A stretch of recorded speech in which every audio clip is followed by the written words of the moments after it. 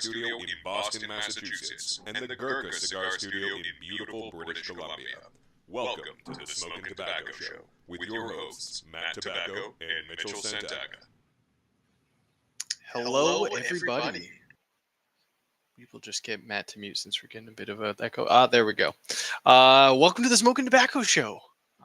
Unfortunately, Matthew Tobacco is not here joining you, so it is me, Mitchell Santaga, at the Gurkha Cigar Studios in beautiful, absolutely beautiful British Columbia. And we have a special guest. It is the Canadian takeover of the Smokin Tabacco Show. And joining me is John McTavish from Alberta. How you doing, John? I'm doing good, Mitchell. Thanks for having me. And of course, now that the Canadians have taken over, everyone's going to be sorry. Oh, they're going to be sorry, eh?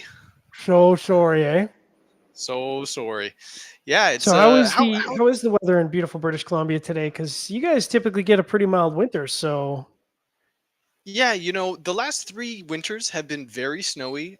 We've had a white Christmas, which I've never really grown up having, and it was very strange. And we thought, climate change was just going to throw us into the deepest, darkest depths of winter and turn us into a real Canadian province. But just kidding. This year, it is really warm. It was 8 degrees, 9 degrees freedom. So it was yeah, you got to warm. convert into freedom, otherwise our audience won't know. 46, 47 freedom. And it was absolutely beautiful. We had sunshine. There was actually no rain. Vancouver's second name is also called Raincouver because we are a rainforest. It was just beautiful. So awesome Christmas. Nice. How about you? How are you guys doing up in Alberta?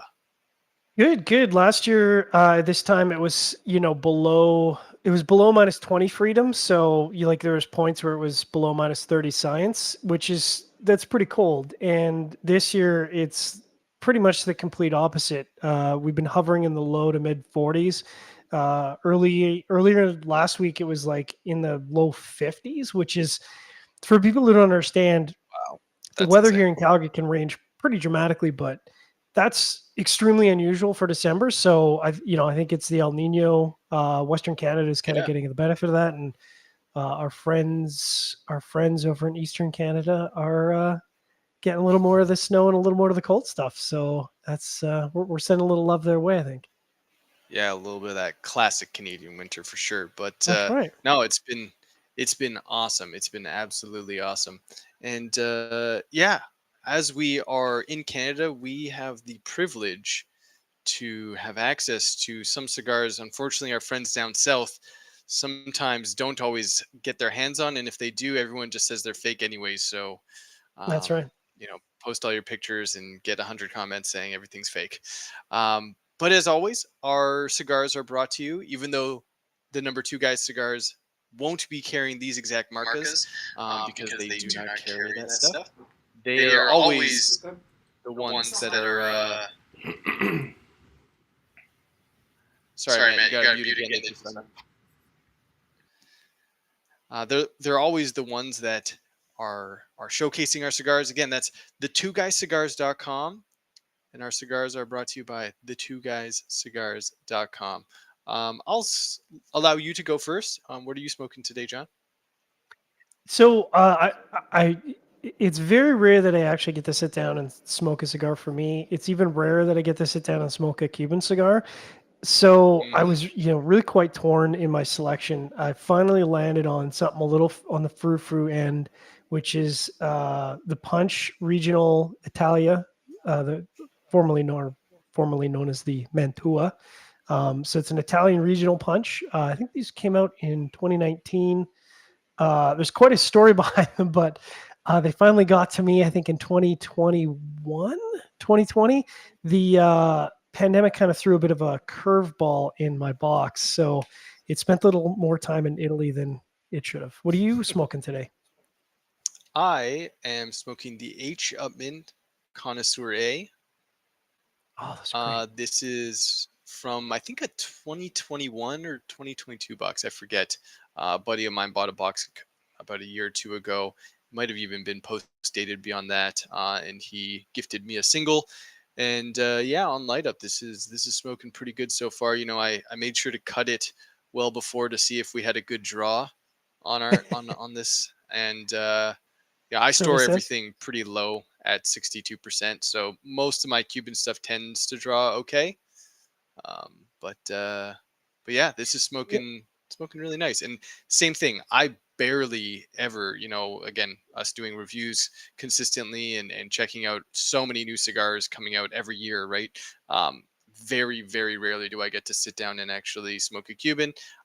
They aren't necessarily always up my alley for profile, but the occasional one really hits the spot for me. And like any region, the tobaccos from Cuba are so unique, right? Every region just has Mhm. their underlying flavor profile. But yeah, H. Jutman, what was it? Last year they won a cigar of the year, but I didn't have the number two. So Yeah. Well, I mean, it's kind of funny because, just even in lingo of talking about Cuban cigars, there's certain things that sort of come along with that. Like we immediately start talking about what the age of it is in terms of what the box code is.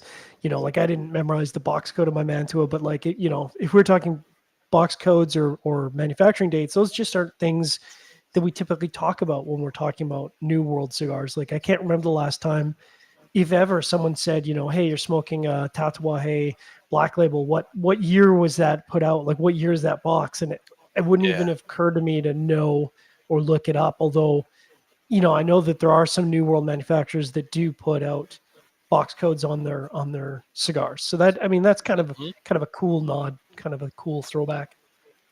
yeah. I think even part of it is that Cuban cigars kind of rising up with the tides alongside like the wine industry of having that like idea of vintage, right? And even though they obviously try to blend to make the cigar as similar as possible, they understand that each year, each crop is going to have some drastic or can have drastic changes, and they don't always try to blend out those changes. They just go, you know what, this is the tobacco we usually use, we're going to put it in there, we're going to blend it as close to say a Romeo or as close to a Monty number 2, and whatever comes out, right? And that's what we have for that box date that year.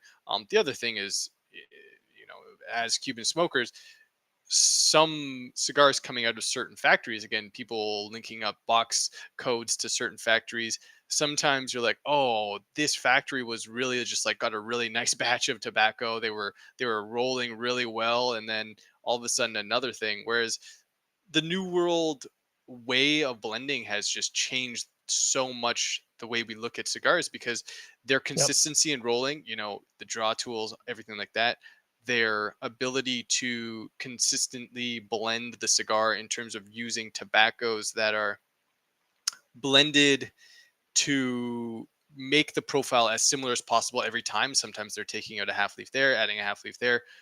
It's just a totally different way to look at it, and the box date doesn't really matter because, again, you take a Perdomo champagne, you smoke it a box from 10 years ago, and you smoke a box from today. Obviously, it's a little different because it's aged 10 years, but the flavor consistency is there, right?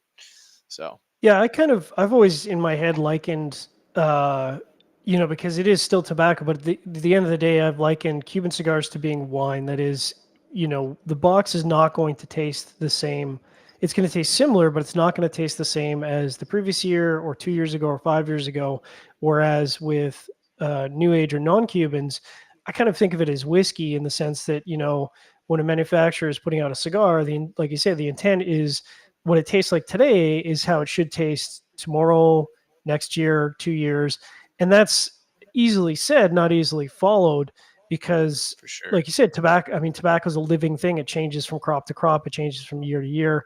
And so it's, like whiskey, it's very complicated to make sure that that profile stays the same.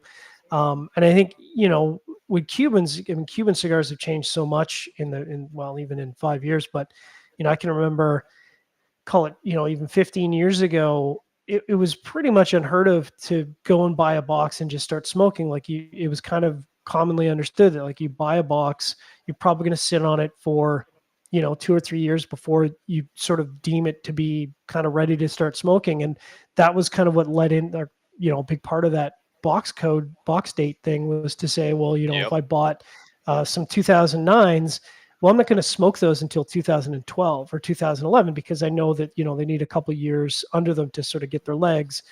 And that's certainly a completely different philosophy from non-Cubans, where the expectation is, really as quickly as you can kind of get it out. Obviously it needs to acclimate for 90 days or 120 days depending on the manufacturer, but that's ready to smoke. Like and a lot of manufacturers will say, like, don't sit on this for 6 months, like start smoking Exactly. immediately. It's ready to go. Exactly. No, for sure. And before we get too far into things, I always want to remember to mention ST Dupont. Smoking Tobacco here. We like to light and cut our cigars. We already obviously have lit and cut our cigars, but we love to use the new Defi Extreme. It's a new double torch flame. They've got a couple new colors out there that you can go check out. Make sure to head to ST Dupont to go, or even head into your local retailer, your local ST Dupont retailer. I think online they have a retail finder. So go check them out. And they've always also got that classic ping, the line 2. What a beautiful lighter. I don't know if you have any ST Dupont in your lineup, John, but we absolutely love our ST Dupont here. The cutters just cut so butter smooth, and we always get that perfect light. Especially in the beginning, you need that perfect light. And ST Dupont, be exceptional. Do you have any ST Well, Dupont? I have some maxi jets and some mini jets. Mm, I struggle because I really, really, really want like a line 2, but the sort of Scottish ancestry in me is like, man, that's a lot of money to pay for the lighter. But then, the cigar aficionado in me is like, yeah, but wouldn't it be really cool to have a perfect ping 2 lighter? I'm like, yeah, it would be really cool. So, I go back and forth. I actually ran into Les Man a couple weeks ago, who's one of the, I can't remember his title, national sales manager for ST Dupont in the yeah. state.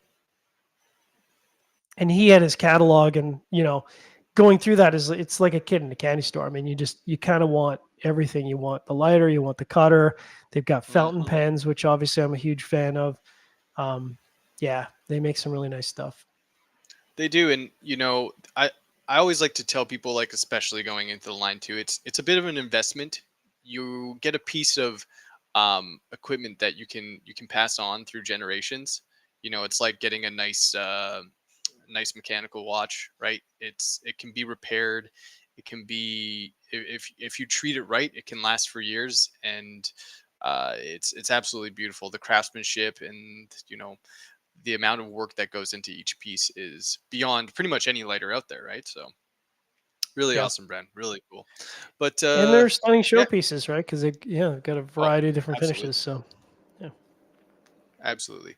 Um, but yeah, I kind of wanted to start out by maybe talking a bit about kind of how the U.S. doesn't necessarily have access to Cubans, but they do have access to Cuban marcas that are maybe like the same names. Obviously there are Romeo and Julietas in the U.S., but they're made in the Dominican versus Canada. Again, you've been in the industry for quite a while. Do you know or remember how exactly some of those brands can exist in the States um, alongside and use those names?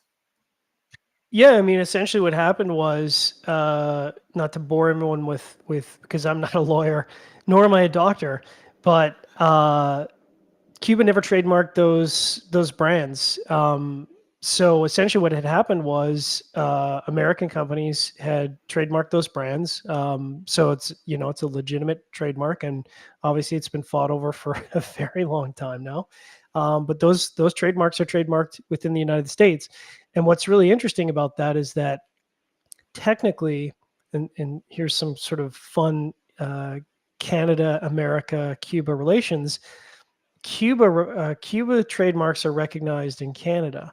So if you try to find those, Canadian or American trademarked, Cuban brand names in Canada, they're not allowed to be sold on the market in Canada. I think almost everywhere else in the world except the US, they are trademarked under Yeah. Cuba. At least I know for like EU and a lot of the Middle East, and I think most parts of Asia. So it's kind of interesting how the states have this huge hold over the industry, but they also like have this little gap that like Cuba owns these markets, just not in their country. And it's always a big debate. And the reason why I want to talk about this because, uh, one day the embargo may get lifted, and one of the biggest issues behind that, which is always a fun topic to talk about, is what happens to those trademarks. Who will win? We already see. Last week we talked a little bit about trademark infringements, and one battle that keeps happening is the Cohiba battle with, I think, General Cigars owns that. Um, and Habanos, and they keep fighting back and forth between that trademark, because of just the origination of it. And if the embargo gets lifted and the states is now open to importing Cuban cigars, what happens to the marcas? Say like Romeo y Julieta, Monte Cristo is now a absolutely massive brand. Hmm. They're huge in the states, and they have so many sub brands that have come out. What happens to that? Do you think part of even not even like opening the embargo is to just protect those trademarks in the states? Or do you think Cuba would win, or do you think the states would win if the embargo was opened up for those trademarks? I think the lawyers would win, because it's been fought over for decades and decades, with really no end in sight, and it keeps going back and forth. I don't think it plays any part into the embargo. I think the embargo really is about Cubans who left Cuba, and lived through the experience that they lived through, and so they're not particularly ready, and understandably, to say, let's drop the embargo, because I think, not to speak for Cubans, because I'm not Cuban either, but Yeah. from their perspective, it's like, if you let the embargo go, you're essentially saying it's okay what Cuba did to the people at the time. It's okay that they, took businesses and land away from people that lived there. And I'm sure that's a very, very difficult thing. I can't imagine if that happened to me, I would be ready to forgive. But in terms of the patents and the marcas, I don't know how that's going to coexist. I don't know that there's ever been a case of that is, elsewhere in the world. It's sort of a unique situation where the you have two very long-standing brands now. Well, many long-standing brands, but two umbrellas of brands, and they've been around for a very long time. So you're not, neither one is going to be able to change or going to want to change their branding, their strategy, or their name for the market. So it is an interesting situation. Presumably eventually the embargo will lift, and I assume at that time Cuba will want to market their products in the United States.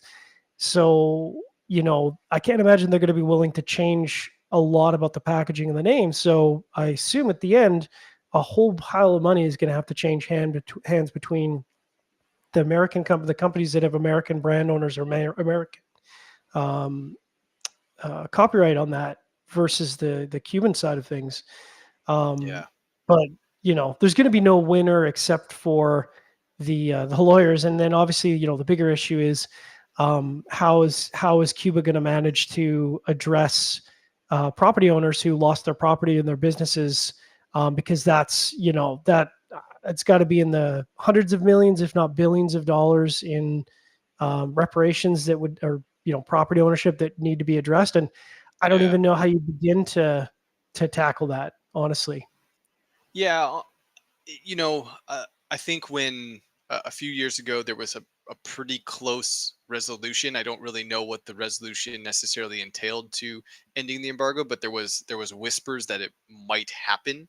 Back, I think this was what, maybe 8 years ago now, during the Obama administration. Again, both of us not Right. American, so I'm not hugely into American politics, but there was whispers of it happening. And I don't know what they had in terms of that. I expect, like you mentioned, the reparations things. I just expect them to say we're not going to pay this out, and people are just going to have to accept a new future moving forward. But yeah, it will be absolutely insane if it ever gets in lifted, due to those, like you said, multiple brands having multiple years of two delineations of one being accepted in the US and one not, and then both of them now, if they were accepted there, uh, Yeah, and that's a good point as Um, well from Uncle Larry. The demand, obviously the worldwide demand is already in a struggle. They've been trying to cull that with massive amounts of price increases. This is definitely one of the topics I wanted to talk about was Cuban cigars and where are they? There's just stories upon stories of people going to Cuba, Mexico, even us in Canada right now. You go to a store and you look at the Cuban section, and it's 1/3 of the amount of cigars we had 5 years ago, mm. and the prices are triple. So, yeah, what happened? Why do you think that's happening? And do you think that Cuba in the future will be able to change and possibly increase their demand or increase their production to try to reach the current demand for the world market? Oof, how much time do we have?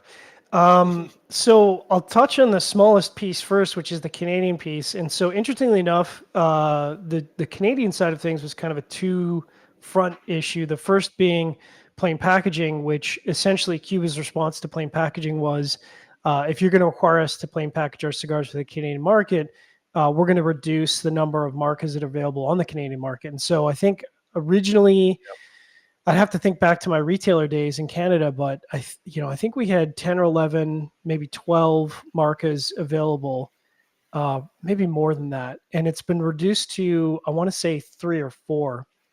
So Marshall's got an interesting comment, which we see very commonly about Cuba sourcing tobacco. And We'll it's get into that later. very good. For sure.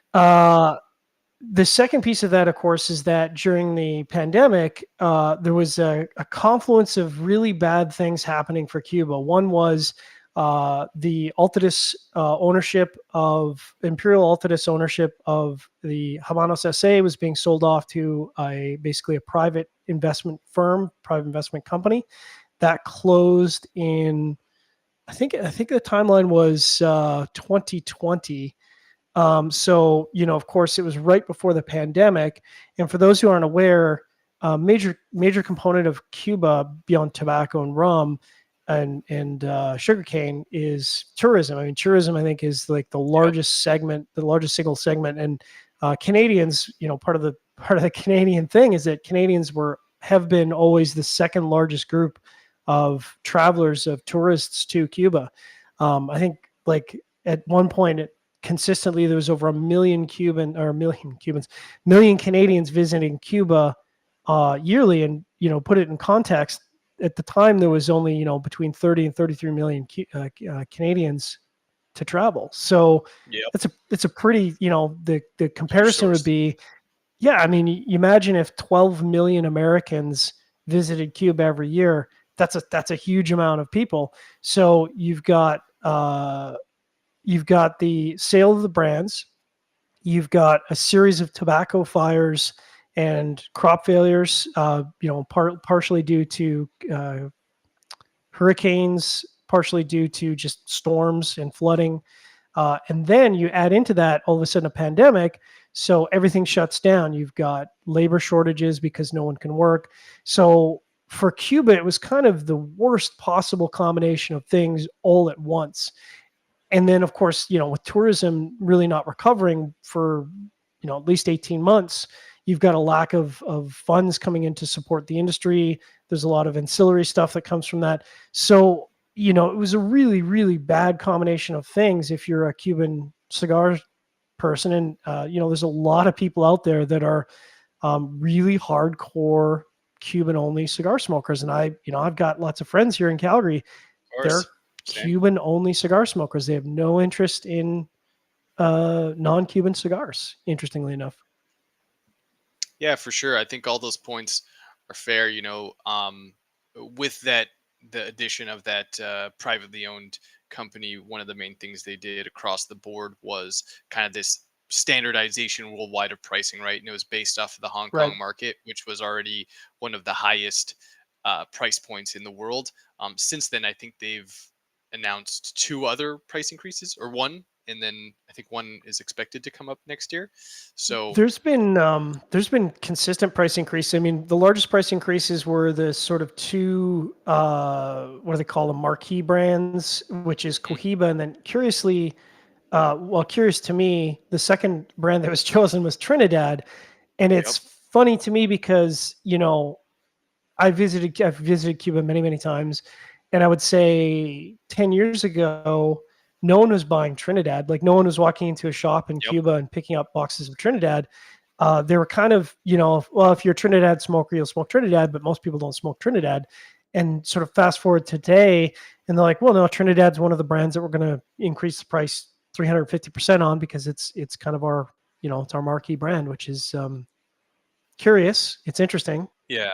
I think internationally, outside of Canada, um, Trinidad might have a stronger foothold than we Mm. necessarily see here. I think here Cohiba, Partagas, Monty really dominate the market.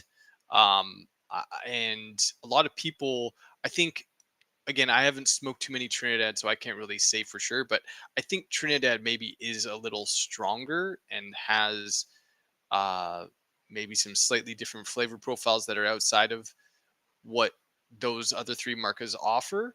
But yeah, it's definitely, I've never, again, I was actually same as you, surprised when Trinidad had such a large increase, because I've noticed as well that the Canadian market tends not to go that way, but they love their Cohibas here, they love their Montes here, and Yeah, yeah. interestingly, just to give it audience a sense of pricing. So I actually because I like to do homework. It's just how I'm built. But I was pulling up some current pricing just to get a sense of kind of where we are currently in the market. So Mm, to give you a sense of a Behike 52 box. Now Behikes are not inexpensive cigars to begin with, but as of a few months ago, the market price for a box of Cohibas is $1,930 US, which puts it at $193 a cigar because they're 10 count boxes. yep. The Trinidad Fundadores, which is essentially it's a Lancero. It's actually one of my favorite cigars. I could pick those up back in the day for call it 220, 240. At one point it was 300. Those are currently going for Box, right? 1,573 US, which is because they're I want to say 24 count. They're an odd count box, but they're $65.55 US a cigar. Yeah. And then the Ramon Leone is specially selected, which is it's a pretty common, call it value price cigar. Box of those will set you back $717 or $14.35 a cigar, which actually is, unfortunately, current market. That's pretty good value. $14 for a Ramon Leones is pretty good. I mean, they used to be $7, 750, Yeah. but you know, It's that's that's where we're at.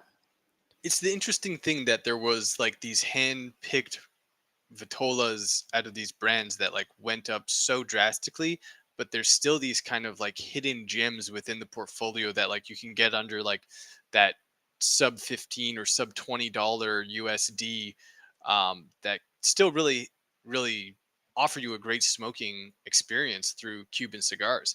Um, but yeah, it's been really interesting seeing their change in price increases with that sale to the um, from Altadis to the privatized owned brand.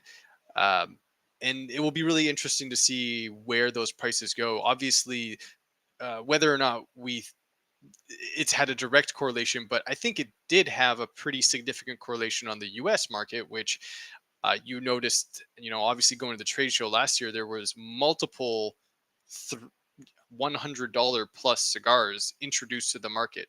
You know, take 2 or 3 years ago, and I think in total there was maybe less than 5 or 10 on the market that were in over, hitting three digits, and now we have multiple being released in a single year. I don't know if it was directly from Cuba's influence of A, increasing their prices, and B, decreasing their amount of cigars being accessible through the rest of the world, but it seems like that's have had a pretty significant effect. Increasing that ultra premium kind of price point, offering that to the rest of the world, because again, the rest of the world has been used to kind of paying that $40+ cigar, especially like, with taxes involved pretty much everywhere outside the United States.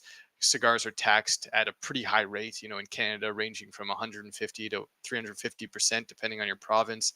Um, I think that's made a huge impact on the US market, and people now feeling comfortable to introduce a $100 cigar and not really blinking an eye, and then even just releasing it to the rest of the world.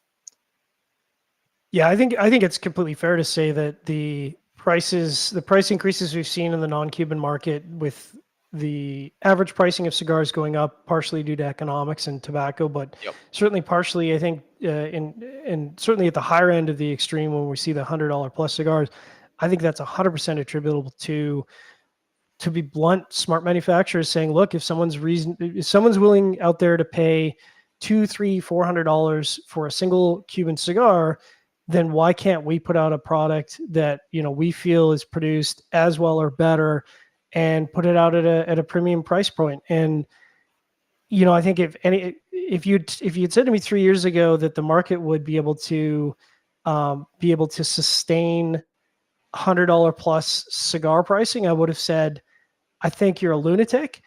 And now, Yeah. 22, 23, I would say I'm not even sure that we've seen the upper threshold of what people are willing to pay when I see auction prices on cigars and people are selling, call them, vintage, but they're not really vintage. They're selling 2010, 2012, 2013 boxes of cigars, and they're going for $6,000 US plus. I think that the luxury market has kind of spoken and said, look, I'm not a luxury market guy. I mentioned earlier, I don't have a line to lighter, so that's not my market. I'm not. I was in oil and gas, but I don't own an oil and gas company. So I think you look at that and you say, well, the upper threshold could be way higher than what we think it is. Maybe there's a market for $500 cigars to the luxury people out there, where $500 is kind of the equivalent to them of $5. Maybe that market hasn't even been touched. No, for sure. I definitely agree. I don't think we've seen the upper threshold of it yet. Again, because you take in the international market, and you just take in the price increase of everything, not just cigars, but every single industry has seen a drastic price. So, price is just going up especially luxury everywhere. goods, right? Like look at Yep. like you were talking about mechanical watches. Like look at mechanical watches. Look at really nice timepieces. The price for those have exploded. I mean, it's not unheard of for somebody to be paying $40,000 or $50,000 for a Rolex now, which is Bourbon, yep. crazy. Jay actually already beat me to it in the comments, but you look at the pricing in the secondary market for bourbon. Bourbon is a very inexpensive product to produce. It's a very inexpensive product in the past. And now you've got people chasing $30, $40 bottles of bourbon for $200 to $300, which, Yeah, absolutely. again, to me, I'm not the kind of guy who's going to go out and spend $300 for a $40 bottle of bourbon. But there are lots of people out there who are absolutely willing to do that. Yep. Another one for me that hits personally, because I am a musician, is concert tickets. I've seen just absolutely blasphemous prices on concert tickets.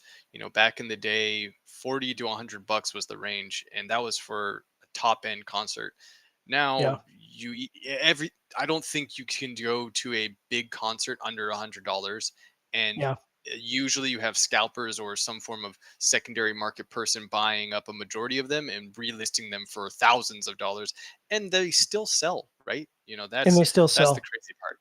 They still sell. Well, I think that's really the key here, right? Is that people are absolutely willing to pay that, and at its heart, like, I've kind of come to terms to say, look, the cigar manufacturers out there deserve to make money. They're running a business. They're still making lots of products that are very well. I mean, listen, if you go to Nicaragua or the Dominican and you see cigars being made and you see the whole process, you come back to the States, your first thought is, oh my gosh, I cannot believe that they can make this cigar and put it on the market and sell it for $10, and a cigar store Absolutely. can stay in business and they can pay their people and buy tobacco. Because when you look at the whole process and you look at how many people are involved and how many steps are involved, you would think it should cost $70 or $80 to make that product. So, Absolutely. so there's a big part of me that says, look, if they can put out a $300 cigar and people are willing to buy that, then they should, because, Yeah, why not? Why not capture that market? for sure. And for those who do go out and buy it, I think it can be a nice investment. I think it's nice to splurge every once in a while. It's I think part of what the pandemic did was kind of put people's lives into perspective of, you know, you never know, just kind of having to be indoors and not knowing where, when, and how the world can change. It's like, I'd like to enjoy something like this every once in a while, and hopefully it's an experience that goes above and beyond anything you've experienced before. At least that's the hope, right? Sometimes it's a little bit of FOMO and sometimes it's a little bit of that, but yeah, I think every once in a while it's nice to splurge on those products. Yep. I'd like And to like I kind of said, talk about. go ahead. I just wanted to check in with how the cigars are doing. If you had any more points to talk about price, we can kind of finish up that, and then we'll see how these Cubans are tasting. I'm really enjoying the Punch Mantua. It's, I would say, firmly medium bodied, medium strength. Of course, one of the things that I find difficult is that, to me, where Cuban cigars sit on the sort of strength and body scale, I have to recalibrate versus the Of sort of course. non-Cuban market. I know that that sounds a little wackadoodle, but to be honest, when someone says a full-bodied Cuban cigar, to me, when I factor in the non-Cuban body, to me, a full-bodied Cuban cigar is a medium-bodied non-Cuban. And that's not a knock. It's just, when I look at what the sort of flavor combinations are, I tend to find a full-bodied, even a full-bodied, full-strength Cuban to be a Yep. medium-bodied, medium-strength non-Cuban. And that's always been a challenge for me when I make recommendations, or have made more recommendations in the last 2 years, to people who are unfortunately being priced out of the Cuban market, and they're trying to move into the new world. And so it's a very difficult line to straddle, to say, well, I need to give you some recommendations, but I also need to give you recommendations that are not going to blow your head off, because the last thing you want to do is take somebody who smokes Hoy de Monterrey and he's like, oh, can you make a recommendation? And I'm telling him to smoke Roma Craft. Well, he's never going to smoke a New World cigar again, because it's going to be way too much for him. So, Got too yeah, much there's a fine mandaco line in to there. walk. There's a lot of tobacco in there. How's your H. Upman going? Yeah, this H. Upman Kanye is going well. It really started out, as you mentioned. You just have to recalibrate what you're expecting, right? It started out really light to medium minus, creamy cedar. And as many people who have smoked Cubans in the past, Cuban just, for me, always have this underlying like sweet cedar and must note, like that Mm, just really lingers on the palate nicely. Sometimes if it isn't aged enough, it can become acrid and a little vegetal. But I think this has rested a decent amount of time, enough for at least me to get to the midway and not really have too much of that bitterness and the acidity, vegetal notes on the palate lingering. And yeah, it's smoking nice. The burn, I've had to do one little minor touch up. The burn was a little wacky, but the draw has been great through this entire thing. And that kind of leads me into the next thing of quality control of Cuban cigars. And again, you've obviously been smoking for quite a while. Have you personally, this is obviously a hard thing to say because you don't smoke every single Cuban cigar, and obviously you've been doing a lot of reviews. But we hang out with a lot of people who do smoke a lot of Cuban cigars. We can see how it's performing. We talk to them and ask them how things are. There's always this underlying conversation of Cuban cigars are not made well. mm, I think, again, for me personally, it's not necessarily that they aren't made well. I think they're just made slightly different, and the expectation is very different from a New World to a Cuban. Like, in general, Cuban cigars have a little bit of that tighter draw, um, but they're always producing a good amount of smoke for me. And again, if you store them at that proper humidity, I think is one of the biggest things. But have you personally noticed anything in the last 3 to 5 years, quality control wise, that has been like, wow, Cubans have really gone downhill, or do you think it's been pretty consistent?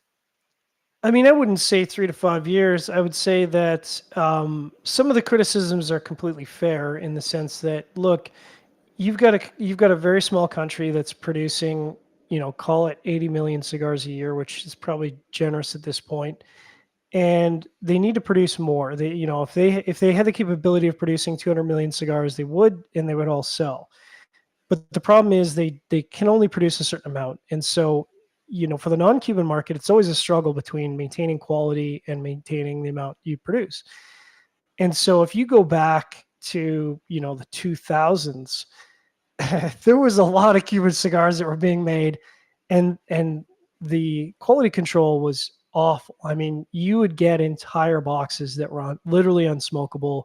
The entire boxes were plugged, and it was a major, major problem. And I would say that, if you fast forward to sort of late 2000s, 2010 plus, quality did improve substantially. And I'm not saying everything was perfect, but it went from you could potentially get an entire box that was unsmokable to maybe you'd get, a handful, call it 4 or 5 cigars out of a box that were probably too tight to smoke. I would say that problem has largely gone away. And I would say, unfortunately, and not to throw the non-Cuban market under the bus, because I love non-Cuban cigars too, non-Cuban market has been struggling the last few years. Again, talking about production, tobacco shortages, I would say from the perspective of a reviewer who only smokes, tends to only smoke new cigars for review, and we do it in a very analytical way, the last 3 years have been the sort of biggest challenges for the non-Cuban market in terms of quality control. I've seen issues where cigars have been underfilled or overfilled, or the amount of tobacco in cigars in the same box is inconsistent. And that's not something that I would even have run into once out of an entire year. If I, went back to kind of 2017, 2018, 2019, those just weren't issues that were happening. It was never an issue in the non-Cuban market. So it's kind of, unfortunately, an outcome of production is through the roof. Supply is challenged. Everyone wants to smoke. Smoking is up, which is great for the industry, and production is way, way up. I think the numbers just got released for Q3, and they said that they were down from 2022, but they're still, if you look at 2023 Q3 versus 2020 or 2021, the numbers are way, way up. So Yeah. Again, it's a tough thing to produce that many cigars and produce them as perfectly as you can. Absolutely. And as we mentioned before, like even just their access to people rolling, having rollers, Oh in yeah. in Cuba can be tough, right? And training new people and having the staff. And again, this goes to the New World as well, right? Nicaragua and the Dominican Republic, they've been reporting on mass exodus of people leaving the countries, and that includes from factories. They might have a good life and a good job there, but they want to make their life better in ways, and good on them as well. So, the Cuban quality control for me, yeah, like I said, you pretty much nailed it on the head.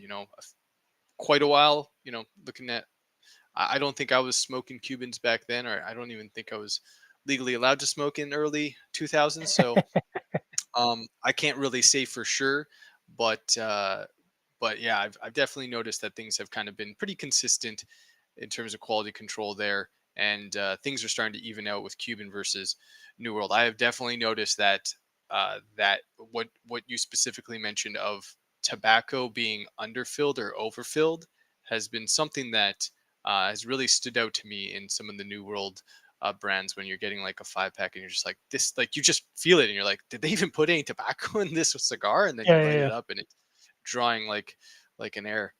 Um, but yeah, one of the other, I guess, there was a question, if you could pick the closest non-Cuban to compare to a Cuban, what would it personally be, for us, I guess. For me, I've noticed again, I can't really.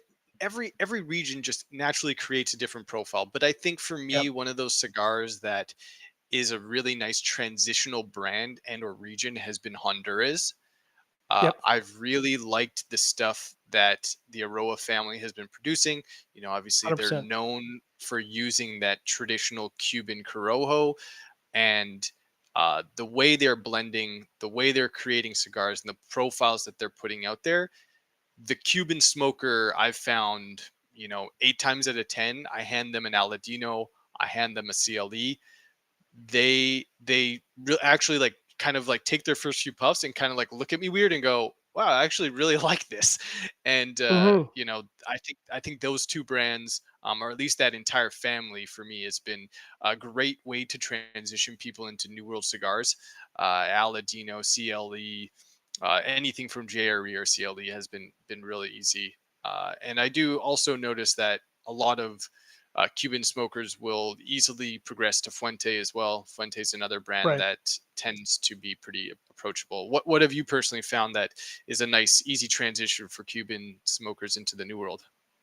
So it's a great question because it's a question that I've been asked probably, like I said, in the last year. I've had privately more conversations about that than ever because a lot of people who smoke Cuban cigars that are in my circle of Cuban cigars, and I've made some really great friends around the world.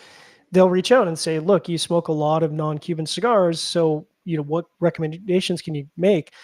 And honestly, the first thing I say is, look, if you're trying to find a non-Cuban profile, pardon me, a Cuban profile in a non-Cuban cigar, you're kind of going about it the wrong way, Yeah. because it's sort of the way I explain it is, if you're trying to reproduce a Nicaraguan profile in with Dominican tobaccos in the Dominican, you're probably not going to be successful. And that's not because Nicaraguan tobacco is so unique. It's because the way in which their tobacco is grown and the way in which the profile sort of comes together naturally with a Nicaraguan cigar is smokes very differently than a Dominican. And the same is true of a Dominican. If you like Dominican cigars and I hand you a sort of typical Nicaraguan cigar, that profile, for the most part, broad strokes, is going to be radically different. So it's funny that you mentioned Jerry and Aroa, because that sort of tends to float to the top of my list, because I find that those cigars tend to match loosely in terms of body and strength what I would consider. I'll ask, what are you typically smoking in the Cuban brands that you like, and that's usually my go-to. And then we'll kind of branch out from there to some of the lighter Illusiones, maybe even a warped, some of the Hoya Connecticut, the Ambassador and the Connecticut's are really great options.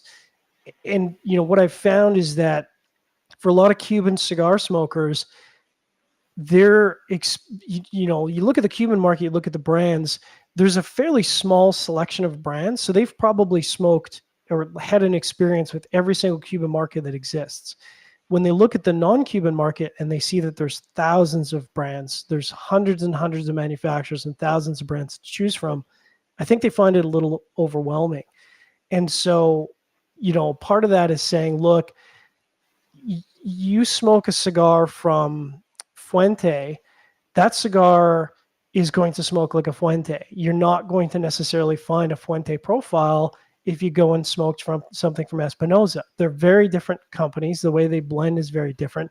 And so in that regard, Fuente doesn't represent Dominican tobacco any more than La Aurora represents Dominican tobacco. And I think it's really tough sometimes for them to kind of wrap their heads around that concept, that you can't just smoke one Nicaraguan or Dominican or Honduran cigar and that be reflective of the market as a whole, because there's just, even within, talking about JRE and Aroa, there's dozens and dozens of cigars within their portfolio that smoke differently than other cigars. So you can't even smoke one size and have it be representative of what they produce on average. So, it's a long conversation. It's a good conversation. I think there's a far greater audience of people that are now, for good or for bad, being sort of pushed into the new world market, and they're exploring a lot more cigars than they have in the past. And I think for the most part, the feedback that I've seen is it's quite favorable. I think people have abandoned that idea that all non-Cuban cigars are pepper forward. They're, very earth forward, very full bodied. It's like, well, that's not really the truth of the market. The truth of the market is that most non-Cuban cigars are really kind of light plus to medium. That's probably 60 to 70% of the market. And so, you need to kind of pick and choose and sort of make your way through the market to kind of find what hits your palate, if that makes No, sense. absolutely. And I think, another marker, a lot of us like to pair spirits alongside cigars. I find that sometimes the Cuban smoker who tends to go towards a bourbon will actually be able to handle a bit of that extra strength. Whereas if they're purely Right. like, say, a rum or a scotch drinker, I don't even try to push it. And I just say, let's start with the Connecticut's. Let's start with the Hunter and Puro kind of stuff. But if I see they're pouring, a 110 proof bourbon and smoking a Cuban cigar, I say, hey, why don't you try this Padron 1964 and something like that, right? So, but that's just another way I kind of can gauge, at least from their palate. But guys, stick around. We're going to next talk about that very controversial comment we already had, where are Cubans using non-Cuban tobacco and vice versa? Are there, without naming any names, but I think there's been some brands out there that have been said to maybe have used Cuban tobacco in the U.S. market. But first, let's hit up our news segment brought to you by McAuliffe Cigars. McAuliffe Cigars with the brand new McAuliffe Black, rated 91 on SmokinTabacco.com. Make sure to head to SmokinTabacco.com. Check out our news and reviews. And today's news segment, obviously Christmas around, there hasn't been too much news, as well as the trade show is coming up soon, and people are saving all their good juicy news for trade show. But we just wanted to lighten the mood up for today, a holiday season, and this was a great story that was put out by Dissident Cigars. Dissident Cigars owner Sin Coburn announced that Dissident Cigars has donated land near San Juan del Sur in Nicaragua, designated for the construction of Nicaragua's first ever of its kind animal rescue center. The current SOS Animales Nicaragua veterinary clinic and the shelter is simply out of room and is frequently forced to turn away animals in need. So Sin has decided to help out and donate some land so they have some room to put these animals and animals in the future that need the help. There's also, I think, a GoFundMe as well for the company, and I think that raised they're trying to raise around $300,000 for the facilities to go over top of that. So make sure to head to SmokinTabacco.com to read that entire article, and head over to the GoFundMe to help out that cause out in Nicaragua, to help some of the animals there. It's most of us love animals. I have a cat. I've lived with dogs my entire life, and it's always great to help. And this is the time of giving, Christmas and New Year, and it's always good to give a little bit where it can help. And again, that was our new segment brought to you by McAuliffe Cigars, featuring the McAuliffe Black. So, John, Yes. the absolutely controversial subject of Cuba using non-Cuban tobacco in Cuban cigars. Do you think it's true, or do you think it is only rumor? So just to frame it, so we're talking about non-Cuban tobacco being used in Cuban cigars first, correct? That's correct. We'll talk about the Yeah. Cuban market first. Yeah. So I don't believe that's the case, and I don't believe that's the case for a number of reasons. But the sort of simplest reason would be Occam's razor, which is, in order to have a sufficient amount of Dominican or Nicaraguan or whatever tobacco from outside of Cuba, Cuba would have to pay for that tobacco. And in order to pay for that tobacco, Cuba would have to have the money to pay for that tobacco. And there's absolutely no way that any tobacco grower, any tobacco consignment company is going to be willing to give them tobacco without cash up front. And so on its face, I just don't believe it's possible, because I don't believe that Cuba first of all, I don't think they'd be willing to do that, but practically, they just don't have the money to buy that tobacco. I will say that privately, that is a question that I've asked many times. Being in Cuba, I've had the opportunity to have private conversations at various levels when I'm in Cuba, and I can tell you the response from the people that I've talked to has just been a smile, and they've just sort of chuckled at the idea that they would use non-Cuban tobacco. Um, to them, I think it's a funny story. It's certainly a tale I've heard for well, probably at least 10 years, probably going on 15 years. Um, from the Cubans that I've talked to, they believe the idea is nonsense. And like I said, from a practical perspective, I just don't think it's possible.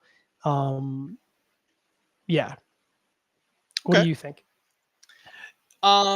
Yeah, I've also, there's been people who've told me from like the New World side that Cuba is importing tobacco from places outside of Cuba, which is actually publicly known that they do import some tobacco. Like online, I think there's like uh, a economics website that does show that Cuba, and I think this was 2020 or 2021, imported a lot of tobacco from the Philippines and Dominican Republic. Mind you, a lot is maybe not a huge there were about $500,000 to about $100,000 worth of tobacco, which isn't like an insane amount. So that could just be them using it in non-Cuban cigars, because they obviously don't just make Cuban cigars. I'm sure they make other tobacco-based products, as well as whether or not that's even getting to those factories as well. It could be being imported through other means. Um, I'm not 100% sure. Again, I haven't noticed personally that the flavor profiles of Nicaraguan or Dominican tobacco have been slowly creeping their ways into Dominican or into Cuban cigars. Sorry, so I don't necessarily think so, because I think that tobacco would maybe overpower what Cuba already has, and it would change the profile maybe a little too far out of what they are doing. Um, Mind you, I don't really smoke much Filipino tobacco, so I can't say what Filipino tobacco necessarily tastes like. So they could possibly be mixing in Filipino tobacco there. Um, but yeah, honestly, I can't say. I've never been in it. I've heard now from at least two people or three people that have kind of talked to at least like Dominican and Nicaraguan manufacturers, that they have sent tobacco there. And again, whether it was just for them to kind of see what the rest of the world's doing or to actually use in cigars, I don't actually know. Um, but it is an interesting topic, and if they are doing that, I think their money would be better spent into their own infrastructure, trying to keep up their own farmlands. So like you said, just having that amount of money to spend to import that tobacco is just maybe not as feasible as people think. Yeah, and I mean, a $500,000 to $1 million worth of tobacco would essentially be nothing in terms of Yeah. the scale of production. Like when you talk about 80 million, 75 million, 80 million plus cigars, that's such an insignificant amount of tobacco that it wouldn't even Yeah. move the dial. I think I think it's certainly possible that it could be used for domestic production of cigars, but I think what's probably more likely is that it's being used in cigarette manufacturing. That's what I I was just, thinking too. yeah, yeah, Okay. Now, the other one of the U.S. brands, or brands that are sold in the U.S., possibly using Cuban tobacco. Again, without naming any brands, because I don't want to throw anyone under the bus, but there has been in the past people that have been accused, especially because there are brands in the States that will put out um, a new brand and the whole thing will be undisclosed. And sometimes that's to protect their blend. Sometimes it's also to try to give the market, like, hey, don't base our cigar based on the tobacco that's going to come in it, because people have maybe some underlying notions about where tobacco comes from, and that, oh, if it comes from here, I don't like it. And it's like, well, maybe I'm blending something differently and you are going to like it. So if I just don't tell you where it's coming from, maybe you'll like it. um, do you think that there have been, or there are currently, companies that are blending Cuban tobacco into New World cigars? Uh, in so this it's kind of two-pronged question because if the question is in New World cigars that have been sold outside of the United States, I 100% know factually that Cuban tobacco has been used in New World cigars that have been on the market outside of the United States, both from having private conversations with the brand owners and also smoking them because I wouldn't say that I am a super tester or that I am a definitive knowledge guy when it comes to tobacco, but I would say that I feel confident in that I've smoked enough cigars that I can tell when I'm smoking Dominican tobacco, Nicaraguan tobacco, and I definitely know what Cuban tobacco tastes like. And I know for a fact that I have smoked cigars that have been put on the market outside of the United States, and they absolutely have Cuban tobacco. To what degree they have Cuban tobacco, I don't know, but they definitely have Cuban tobacco in them without a doubt. No question in my mind. Okay, 100%. 100%. There you go. Do those brands disclose that into the New World market, or they don't? No, no. To my Okay. knowledge, I mean, there are some private label brands that are being sold in Saudi Arabia. There's some private label brands that are being sold in Hong Kong that I think they say that. But in terms of companies that are based out of the United States, uh, I am not aware of any companies that have disclosed that publicly. It is certainly possible that Cuban tobacco has been put into cigars that have been sold on the American market, but I would be very surprised if that's the case, both from a legal perspective, because if it came down to you having to disclose that, you would be in grave challenges legally marketing that on the U.S. market, whether you disclose that or not. So. Um, it's certainly possible. I would say it is in the realm of possibility that that has happened, but I don't think that company would ever disclose that because it would put them Yeah. in very very difficult legal waters if they did. Yeah, no, I agree. I don't think too many brands are attempting to do it because, like we mentioned already, Cuban tobacco is already pretty mild in its natural state, and stuff coming from Nicaragua, Dominican, and even Honduras tends to overpower that. And the legal battles that they would possibly have to face if they were to be caught, or whatever the government kind of look into them, I don't think the headache's worth it, right? I don't think it's going to create the absolute, like, most amazing cigar in the world. There's already, amazing tobacco that can legally be used in most US stuff. So, the whole thing of, oh, I think that cigar is using Cuban tobacco. I, again, it's a possibility. I don't think it's happening, personally, but yeah, No, I think outside of the states, I could see that, because again, even if they were to disclose it, it's not a legality issue. They probably just don't, right. because they obviously deal with it in the states. So Now there is I think it was not that long ago where JC Newman said that they were exploring legally the ability to import Cuban tobacco and potentially roll them into cigars, but obviously I don't think they've been able to get anywhere with that because it's just a non-starter. But I think they've talked about yeah, you know exploring that, and I think they have explored that. To my knowledge, unfortunately, that's been shut down. But I think it'd be really interesting to have a New World or non-Cuban cigar with Cuban tobacco in it because I think there's a long history of non-Cuban companies that have been able to take multi-nation tobaccos, whether it's Mexican tobacco, Dominican tobacco, Honduran tobacco, American tobacco, and make that work in a cigar. So I absolutely think that they could find a way to make Cuban tobacco work in a non-Cuban cigar that would be brilliant. I would love to see that. I would love to see a world in which that was a thing that they could do legally. I think that'd be really good for the market. absolutely. I think one of the coolest things would be like a Cuban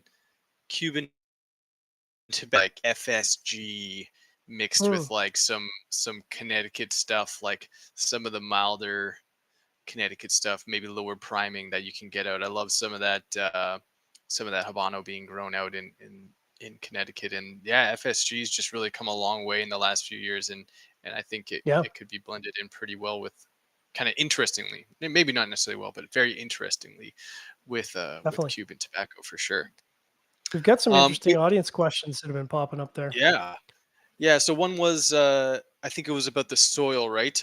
Do you think Hmm. the soil in the last few years has been going downhill in Cuba, and do you think that's been affecting some of the tobacco? You know, obviously we had previously mentioned some weather issues that they've had, and obviously economically getting enough fertilizer and stuff in the past has been a difficult thing. What's your kind of take on the current soil state in Cuba? Yeah, so my understanding, which is certainly an incomplete understanding, but my understanding is that largely issues have been kind of twofold. One is been labor. So obviously, we already kind of talked a little bit about how the pandemic affected Cuba briefly. That was a huge impact to their ability to produce tobacco. But they've really faced over the last few years just an astronomical amount of storms and weather systems that have impacted tobacco. And then they've had some very public tobacco fires that have wiped out millions of tons, not millions of tons, many tons of tobacco, high level tobacco that have been wiped out in multiple fires that have occurred over the last few years. That has certainly been a big impact to the industry. So I think it's more one of there's unfortunately there's been climate issues that have been affecting Cuba, and it's not just limited to Cuba. I mean, one of the stories we're going to be talking about through 2024 is that there's been weather systems that have impacted Ecuador pretty significantly. Ecuador's ability to produce wrapper tobacco at a high level has been gravely impacted. We've already had manufacturers talking about how that's impacted certain lines. We've had tobacco issues with Connecticut River Valley, where broadleaf has become more and more scarce. So you've seen major companies switch away from Connecticut broadleaf to alternative wrappers from other countries. And Yep.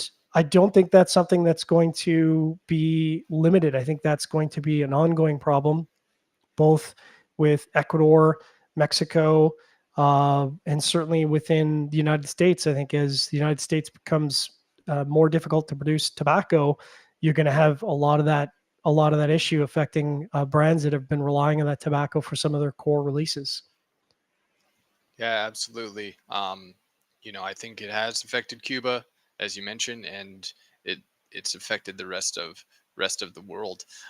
You know, even already you can see the production of the newer cigars coming out that are in that Maduro shade, being San Andreas, Right. Pennsylvania, even just like darker people starting to use darker Nicaraguan Habano, right? Like Dark getting Sumatra. those Dark Sumatra, yep.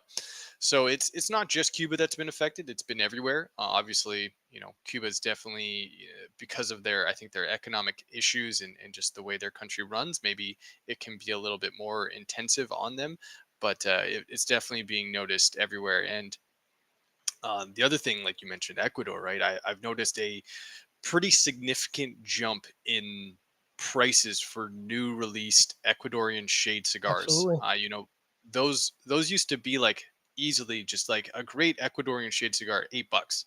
You know, I don't think a new Ecuadorian shade cigar has been released that I've been like, wow, this is great, under $14. You know, Right. it's like, and that used to be a very approachable price pointed wrap cigar, and it's Yep. starting to really creep up there. So Yep. Cost a of lot. materials and available materials have been very, very challenging and will continue to be challenged. Absolutely, absolutely. Well, as we kind of come to the end of the show, do you think there's any last kind of points about kind of the international market, Cuban cigars that you wanted to hit on that we didn't have talked about tonight? Well, I think one of the interesting things in the international market is that unfortunately, the inability of Cuba to produce cigars for a quite a long time period there. We certainly saw that in the international markets with stores being bare for Cuban product has been very, very positive for the non-Cuban market. There are companies that have been in the European and international markets for a very long time, and I think they've done well. but there's been a significant opportunity for those brands to sort of take some of that market share away, both from a perspective of being able to produce and supply product on a regular basis, but also to produce and supply at a price point that's quite affordable for a lot of those international markets. And so I think you're going to continue to see that trend. And I don't see that trend ever reversing. I think, once many Cuban only cigar smokers have sort of gotten into that non-Cuban market, I think it's going to be very difficult to switch them back. I don't think you're going to see Cuban pricing come down. I don't think they're going to be able to get a handle on production numbers anytime in the near future. Again, the reality of tobacco manufacturing is it's just not something you can flip a switch and solve. So it's unfortunately it's a bad news story for Cuba, and it's a bad news story for people who really enjoy Cuban cigars. But it is a good news story for the non-Cuban market, because the non-Cuban market has been poised for a very long time to ramp up production and start taking some of that market away. And we've certainly seen that in the last 3 years. Definitely, I agree. I think we are going to see the rest of the world start to embrace New World cigars. There's just great flavors and great experiences out there from so many brands. And like you said, the production, the price points of Cuban cigars are just starting to become out of reach for your everyday smoker or your average smoker. Even a once a week guy, it's getting hard to pick up that Cuban and say, this is value to the time I'm experiencing. Yeah, and I And think go ahead. so. I was going to say, I mean, the real question is going to be for people who really only want to smoke Cuban cigars, and that's certainly a valid choice. I think the question is going to become, if the prices continue to increase, and there's no reason to think they're not going to continue to increase, what is their threshold for being able to bear those price increases? Is it going to be that they're simply going to have to pay more? Is it going to be that they're going to smoke less? Or is it going to be that, those sort of holdout people who only smoke Cuban cigars, are they going to eventually have to transition some of their smoking or all of their smoking into the non-Cuban market? And that's going to be something to sort of keep an eye on over the next 2-3 years as the market continues to shift. No, absolutely, absolutely. As we get to our kind of final puffs of our cigars, how's yours coming along there? How's it smoking down It's to the band? It's great. I mean, this is, it's a nice treat for me to be able to sit down with you, have a cigar. Like we said, because I spend most of my available cycles smoking for review.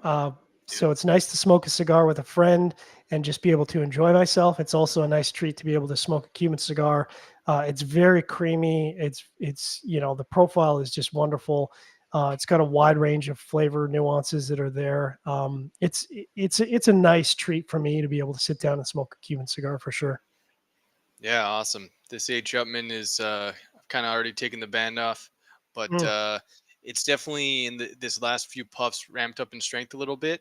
It's lost a bit of that complexity, but it's still got a nice creaminess, very wood and earth forward profile. As getting to the end here, lost a bit of that sweetness, but it's still enjoyable. And yeah, like I said, it's really nice kind of sitting down and being able to enjoy a Cuban cigar, because yeah, very rarely do we get these chances just to kind of sit back, relax, talk about the stats, and yeah, I just want to say thank you so much, John, for joining us tonight, you're welcome. and all the people in the comments tonight. Awesome engagement. It was great answering all your questions and having really fun, exciting talks about the international market and the U.S. market here. Um, you know, this is my last official show on Smokin Tabacco.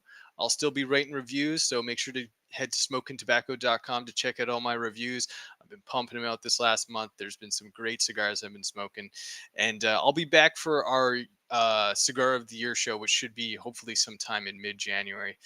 But Nice. before we head out, make sure, guys, to like and subscribe in all platforms: YouTube, Facebook, Podbean, and where you can get your podcasts. And yeah, make sure to light up a nice cigar. And if you have a Cuban, light one up tonight. And enjoy your holiday season. Enjoy the new year. I hope all of you guys have wonderful cigars and enjoy wonderful time with your family and friends. And we'll see you next week. Have a great night, guys. Happy New Year.